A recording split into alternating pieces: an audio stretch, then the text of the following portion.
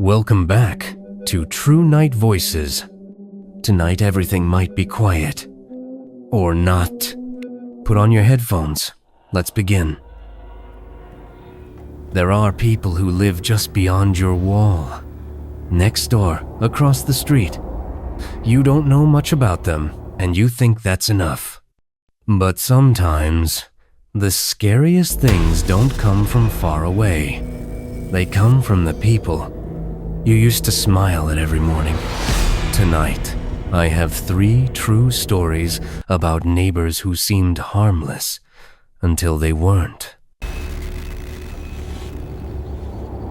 I grew up in a neighborhood that never got loud. No kids playing in the street, no block parties, no garage sales. The kind of place where people kept to themselves and fences weren't just wooden, they were invisible lines of silence.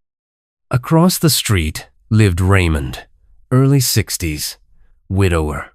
Always wore the same flannel shirt, even in summer.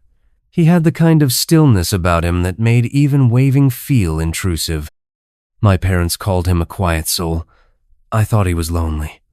And then, when I was 17, I started to think he was something else entirely. Raymond kept to a strict routine. Every morning at 7:00 a.m., he'd sweep his front porch. Every Thursday, he'd drive to the hardware store and return with 1 brown paper bag. And every Sunday evening, he'd sit on his front step with a single can of beer and stare at nothing for exactly 20 minutes. He didn't speak unless spoken toned. Even then, his responses were short. He had an old black and white photo on his living room wall you could see through the window. A woman in a wedding dress and a little boy. He never had visitors. No one ever came or went. The story really begins one hot Thursday evening. I'd just come home from my part-time job when I noticed Raymond standing in his front yard, just standing. Not watering plants, not checking the mail, just staring down at a spot in the grass near the side fence.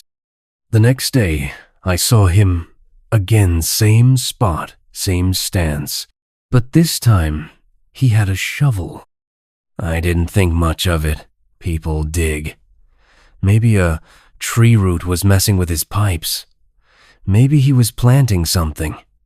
But the weird thing was how long he stayed out there. Hours into the night. By midnight, when I glanced out my window, I saw the faint glow of a lantern, and Raymond was still digging. I watched from behind the blinds, uneasy.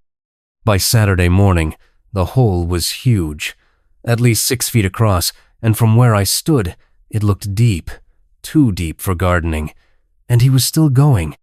Curiosity got the better of me. That afternoon, I walked across the street and made up an excuse about helping my dad with landscaping. Asked if I could borrow a tool. Raymond looked up slowly, sweat on his forehead, and nodded. He didn't speak, just handed me a spade from his shed. His shed, by the way, always smelled faintly of bleach and something metallic, like rust or old blood. I tried not to think about it. I glanced behind him, at the hole. It was darker than it should have been. Something about the shape. The way it sloped, not like a planting pit but a grave. That night, I couldn't sleep. I kept picturing Raymond down in that hole, his weathered hands moving dirt spoonful by spoonful. Around 2 a.m., I gave in and looked outside. There he was, lantern burning, kneeling in the hole. But this time, he wasn't digging. He was placing something at the bottom. I squinted. It was a black plastic bundle. Large, heavy. He slid it in gently, like lowering something fragile. Then, slowly, he began to shovel dirt back on top. I backed away from the window. My chest was tight. I didn't sleep the rest of the night. The next morning, the hole was gone. Leveled. Grass already tossed loosely on top. Raymond's truck was parked out front, but the license plates were gone. By Sunday night, the truck and Raymond were gone. I didn't see him leave. No moving van, no goodbyes. The mailbox filled up. A few weeks later, someone else moved in. New paint, fresh lawn. No one ever talked about him. Years passed. But I never forgot that plastic bundle. I never told my parents. I never told any young except one friend, years later, when we were both drunk. And here's the thing. Raymond had a son. A kid in his 20s. I only ever saw him once. He came to visit for a few days, then vanished. My mom said he'd moved abroad. That's what Raymond told everyone. But now I wonder. Because what if that night, under the stars, under 6 feet of dirt and silence, wasn't gardening at all? What if that bundle wasn't something, but someone? I was 15 when my family moved to a cul-de-sac in a small Texas town called Redmar.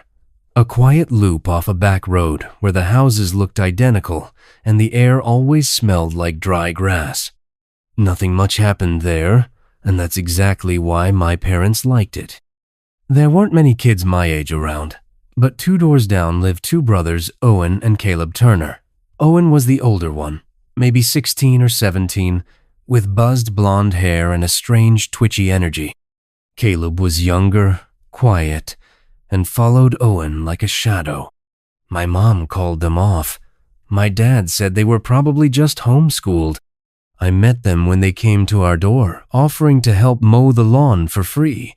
I remember thinking that was weird, what kind of teenage boys volunteered for yard work, but they were friendly enough, so my parents said yes.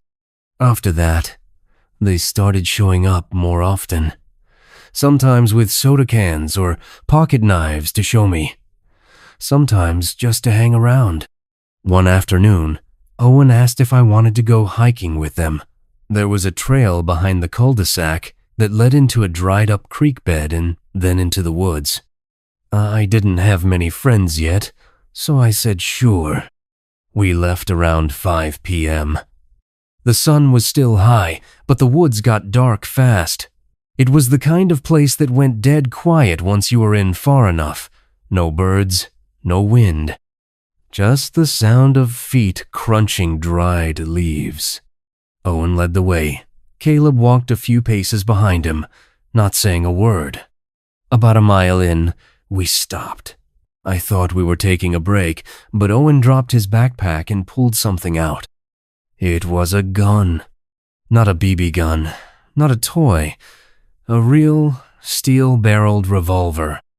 He didn't point it at me. He just held it up and smiled. Pretty cool, huh? Found it in my uncle's shed. I didn't know what to say. I think I laughed nervous, awkward. He cocked it. The sound echoed. Bet you didn't think I'd bring this. I said we should probably head back.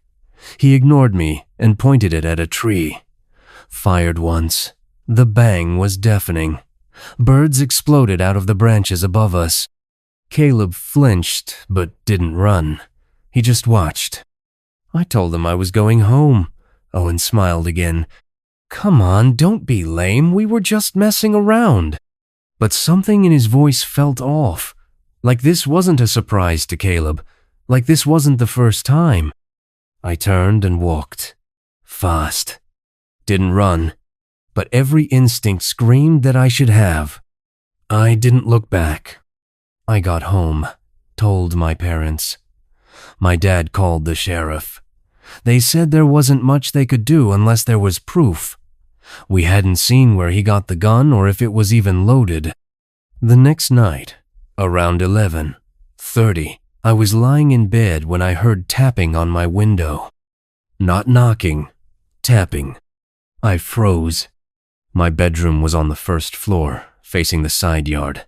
I pulled back the curtains slowly and saw Owen standing there. No smile this time. Just a flat, blank expression.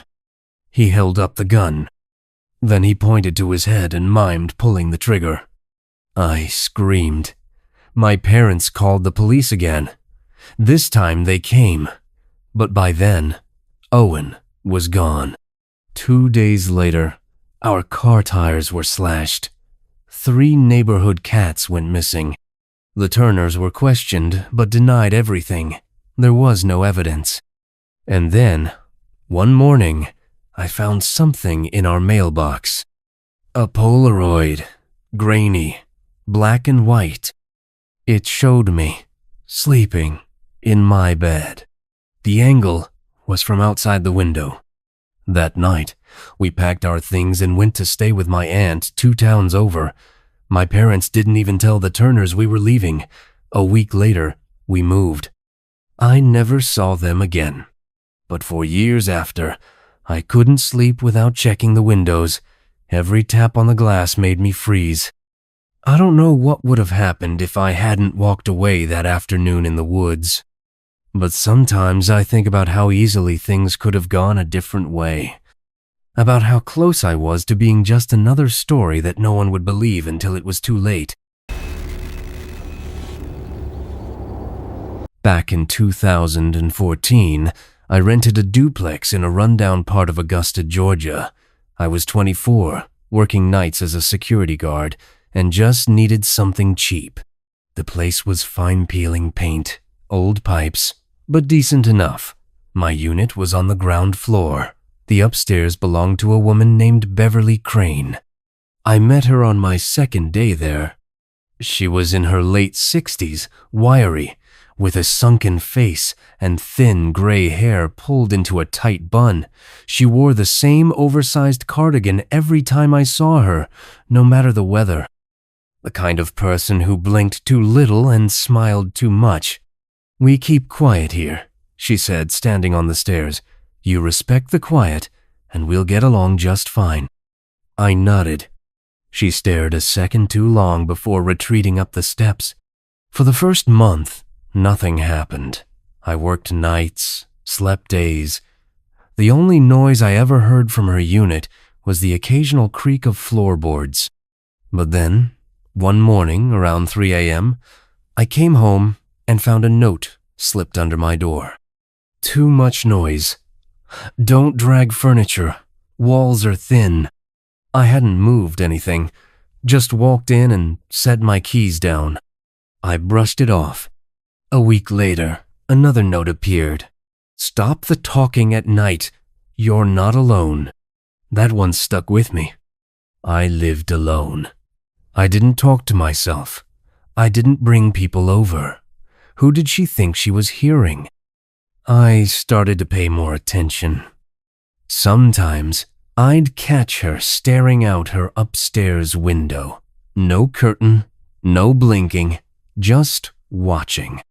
One day, I came home early and found her standing at my front door. "I heard breathing last night," she said. "Heavy, like a man." I told her I hadn't been home. She nodded slowly. "I know." Then she walked away. I started locking my bedroom door at night. A few weeks later, I was in the shower when I heard footsteps light, but definite moving across my living room. I froze, water dripping, heart pounding. I stepped out, grabbed a towel, and walked into the hall. Nothing. The door was locked, windows shut, but the chain on the inside of the front door was swinging. I installed a camera the next day, one of those little indoor models you can monitor from your phone. 2 nights later, at 2:46 a.m., I got a motion alert. The footage showed my front door creaking open, then a figure short, thin-stepping inside, not even hesitating, walking directly down the hall, toward my bedroom. I bolted upright in bed, grabbed my phone, and flipped on every light in the house. No one was there, but something was left behind. A pair of old slippers set neatly by the foot of my bed. I didn't sleep the rest of the night.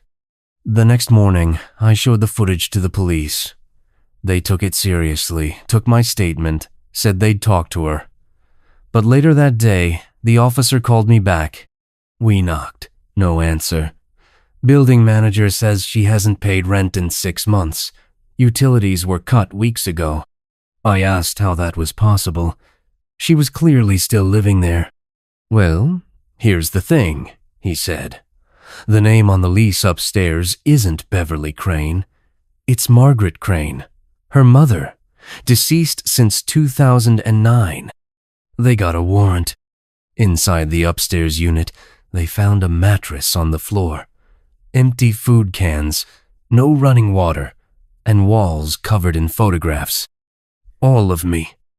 Walking, sleeping, sitting on my couch. Hundreds of grainy images printed on old copy paper. And then the journal. Dozens of entries, mostly illegible, but some phrases stood out. He sleeps like the others. He smells like father. When he moves, I feel it too. They never found her. The cops think she fled out the back before the warrant came through. No trace since. I moved out that week. Left the state within the month. Every now and then, I still get motion alerts from that old camera, even though I disconnected it. And once, a year later, a package arrived at my new place.